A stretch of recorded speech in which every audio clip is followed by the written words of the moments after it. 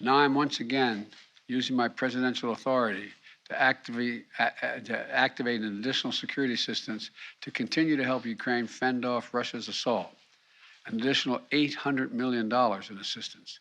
And this will include drones, which demonstrates our commitment to sending our most cutting-edge systems to Ukraine for its defense.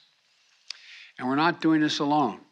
The United States and our allies and partners are fully committed to surging weapons of assistance to the Ukrainians.